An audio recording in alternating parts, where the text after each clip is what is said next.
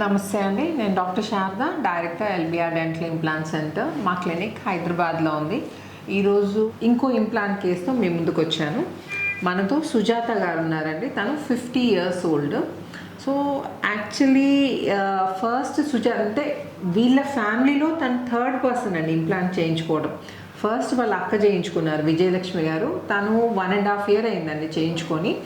And Vijayalakshmi గారి case ఏంటంటే తన డయాబెటీస్ లెవెల్ 11 ఉండేనండి, HbA1c 11 ఉండే. అయినా తనకి ఇమ్మీడియట్ లోడింగ్ పద్ధతిలో ఇంప్లాంట్స్ పెట్టి టీత్ ఫిక్స్ చేశాం ఫుల్ మౌత్. తను ఇప్పుడు షుగర్ లెవెల్స్ తగ్గాయి, ప్లస్ తను వెయిట్ కూడా గెయిన్ అయ్యారు కదండి. ముందటికి ఇప్పటికి హెల్దీగా అయ్యారు, వెయిట్ గెయిన్ కూడా అయ్యారు వాళ్ళ సిస్టర్. తర్వాత 1 yearకి వాళ్ళ ఫాదర్ చేయించుకున్నారండి. వాళ్ళ ఫాదర్ కూడా ఫుల్ మౌత్ చేయించుకున్నారు, అప్పర్ అండ్ లోవర్ చేయించారు. తను కూడా బాగున్నారు ఇప్పుడు, తనకు కూడా ఏమి ఇబ్బంది లేదు కదా. వెయిట్ పుట్టాను తను కూడా వాళ్ళ ఫాదర్ కూడా వెయిట్ గెయిన్ అయ్యారు. ఇప్పుడు వాళ్ళ సిస్టర్ అంటే విజయలక్ష్మి గారి సిస్టర్ వచ్చారనమాట ఇప్పుడు ట్రీట్మెంట్కి. అంటే ఫస్ట్ వాళ్ళ అక్క, తర్వాత వాళ్ళ ఫాదర్, ఇప్పుడు తినొచ్చారు. అంటే వాళ్ళ ట్రీట్మెంట్ ఎంత పర్ఫెక్ట్గా అయ్యిందంటే టీత్ ఎంత బాగా వచ్చాయి, ఇంప్లాంట్స్ ఎంత పర్ఫెక్ట్గా ఉన్నాయి, వాళ్ళ హెల్త్ కూడా ఓవరాల్ హెల్త్ ఇంప్రూవ్ అయింది, plus diabetes level, sugar levels అంతా కంట్రోల్ అయ్యాయి. అంటే వాళ్ళ సిస్టర్ది HbA1c 11 అండి, ఆల్రెడీ మెన్షన్ చేశాను కదండి. 11 నుండి ఇప్పుడు కంట్రోల్లోకి షుగర్ వచ్చిందంటే అర్థం చేసుకోండి. జనరల్గా షుగర్ ఉందంటేనే డాక్టర్స్ ఇంప్లాంట్స్ పెట్టడానికి వెనకాడతారు, అంటే షుగర్ ఉంది కదా అని. అండ్ అసలు ఎంకరేజ్ కూడా చేయరండి, ఇంప్లాంట్స్ వద్దండి మీకు డెంచర్స్ పెట్టుకోండి అని చెప్తారు. అలాంటిది 11 HbA1c ఉన్న తనకి ఇంప్లాంట్స్ పెట్టి తన షుగర్ కంట్రోల్లో ఉంది.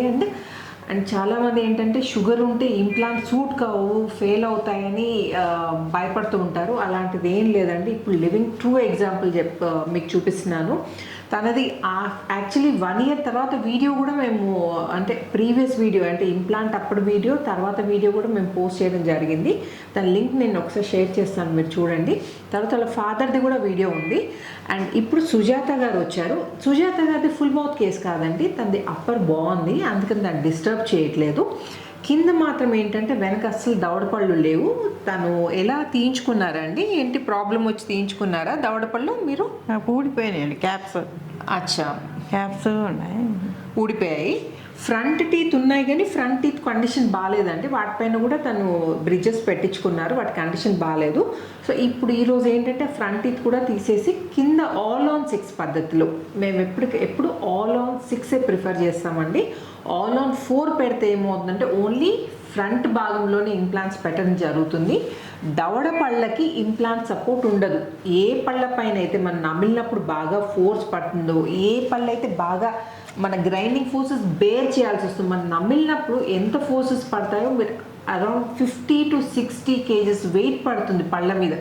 అంటే అర్థం చేసుకోండి మీరు, అంటే అంత బరువు బేర్ చేయాల్సిన పళ్ళకి ఇంప్లాంట్ సపోర్ట్ లేకుండా ఓన్లీ ముందు భాగంలోనే 4 ఇంప్లాంట్స్ పెట్టి వెనక భాగంలో ఇంప్లాంట్స్ పెట్టకపోతే ఫ్యూచర్లో ఇబ్బందులు తప్పవు. జనరల్గా ఆల్ ఆన్ 4 ఎందుకు ప్రిఫర్ చేస్తారంటే ముందు భాగంలో ఎముక బాగుంటుందండి.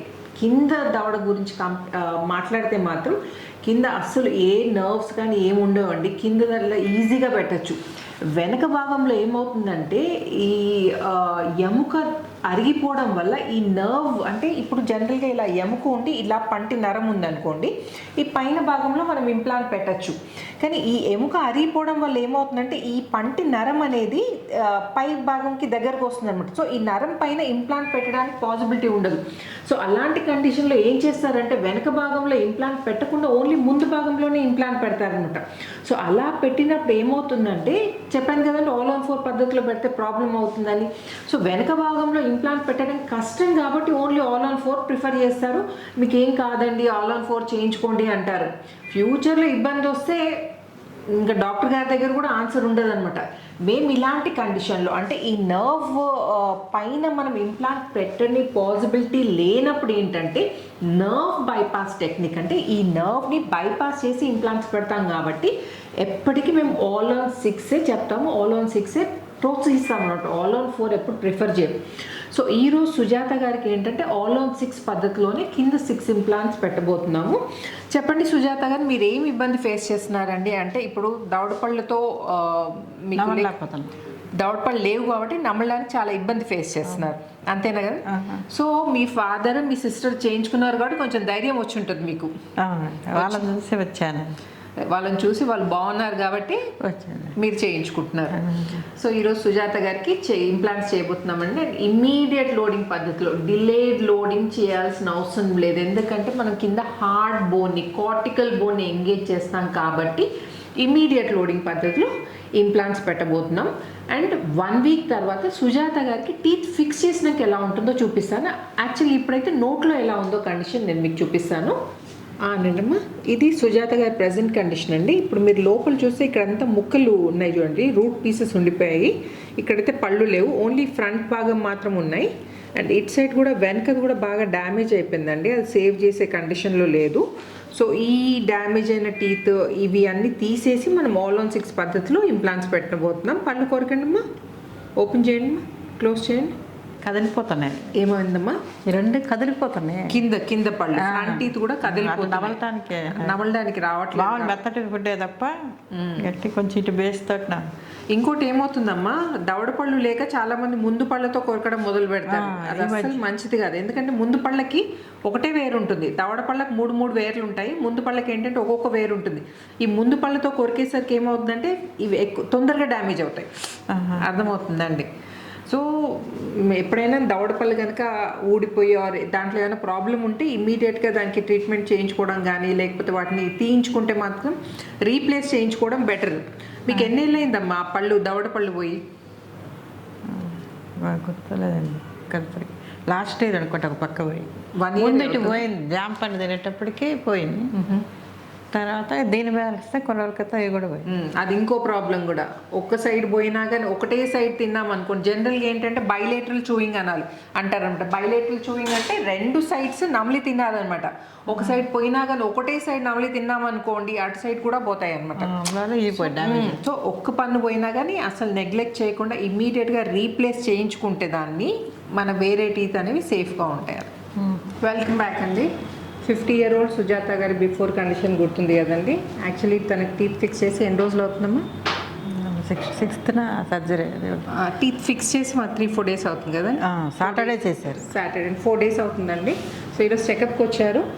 ఆల్రెడీ నేను మెన్షన్ చేశాను కదండి, వాళ్ళ ఫ్యామిలీలో 3rd పేషెంట్ తను. ఫస్ట్ వాళ్ళ అక్క చేసుకున్నారు, తనది 11.5 ఉండే అండి HbA1c.